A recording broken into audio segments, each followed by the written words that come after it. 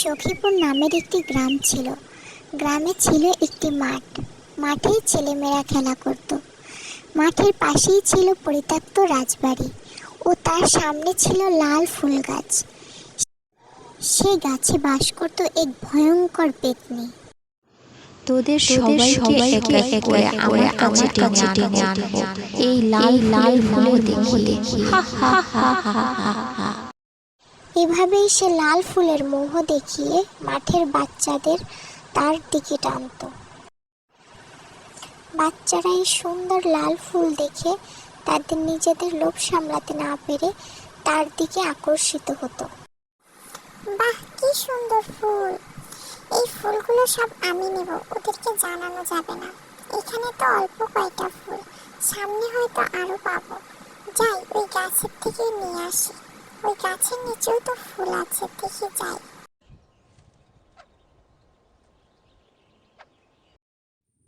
আসো আসো আসো, তোমার জন্য অপেক্ষা করছি। এই বলে ডাইনি তাকে গাছের সাথে নিদ্রায় ঝুলিয়ে দেয়। এরপর এক একজনকে তার লাল ফুলের মোহ দেখিয়ে আকর্ষণ করে তার দিকে টানতে থাকে। টানার পরে তাদেরকে নিদ্রার মাধ্যমে গাছের সাথে ঝুলিয়ে দেয়। এভাবে সে আজকে বাবুলকে, টুনিকে এবং মিনুকে আটক করে এবং গাছের সাথে ঝুলিয়ে দেয়। এই দেখে সে পৈশাচিক আনন্দ ও সুখ পায় আর হাসতে থাকে।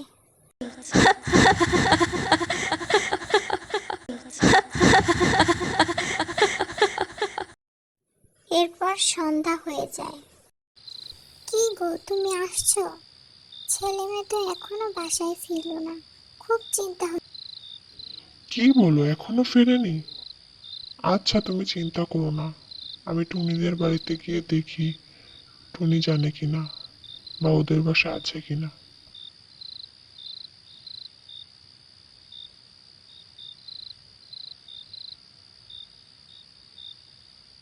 টুনির মা ভাবি, ও টুনির মা ভাবি, বাড়িতে আছেন?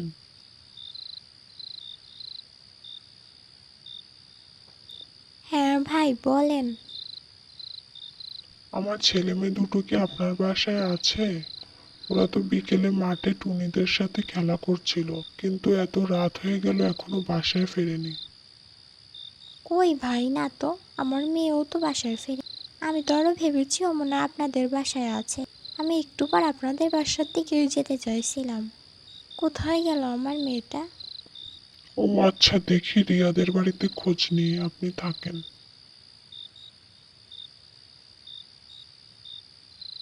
ও গো, আমার কি সর্বনাশ হলো গো!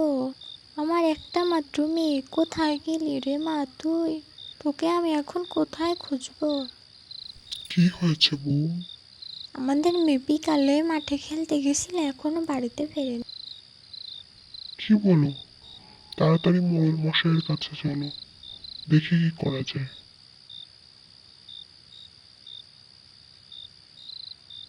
রিয়া, রিয়া মা, ও রিয়া। জি কাকু, বলুন। আমার ছেলে মেয়ে দুটো তোমাদের সাথে বিকালে মাঠে খেলছিল না? ওরা তো এখনো সন্ধ্যা হয়ে গেল, বাসায় ফিরলো না। তুমি কি জানো ওরা কোথায় গেছে? কাকু, আমার ভাই কাঁদছিল, আমি তো চলে আসছিলাম বাসায়। ওদের আমি দেখছিলাম ফুল কুড়াচ্ছিল, লাল ফুল। এখন ওরা হয়তো পুরনো বাড়িটার দিকে গেছে নাকি, আমি তো জানি না। জমিদার মশাই, জমিদার মশাই, আমাদের ছেলে মেয়েকে খুঁজে পাওয়া যাচ্ছে না। রিয়ার কাছে যতদূর শুনলাম ওরা মনে হয় লাল ফুল গাছের ওদিকে গিয়েছে, তারপরে আর ফেরেনি। এখন কি করব আমরা? আচ্ছা, তোমরা চিন্তা করো না, আমি ওঝাকে খবর দিচ্ছি। ওদের হয়তো লাল ফুল গাছের পেতনিতে আটকে রেখেছে।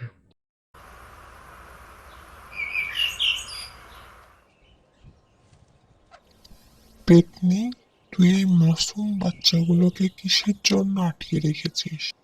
ওদেরকে এক্ষুনি ছেড়ে দে, না হলে কিন্তু তোর খবর আছে। ছাড়বো না, কি করবি?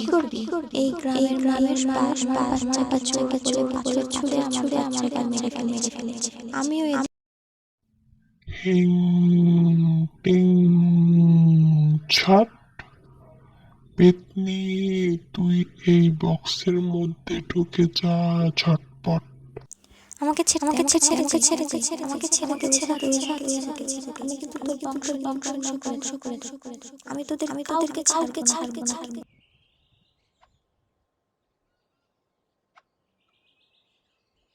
ওকে আমি নদীতে ফেলে দিয়েছি, তোমাদের আর কখনো কোনো ক্ষতি করবে না। তোমরা ছেলে মেয়েদের নিয়ে নিশ্চিন্তে বাসায় যাও।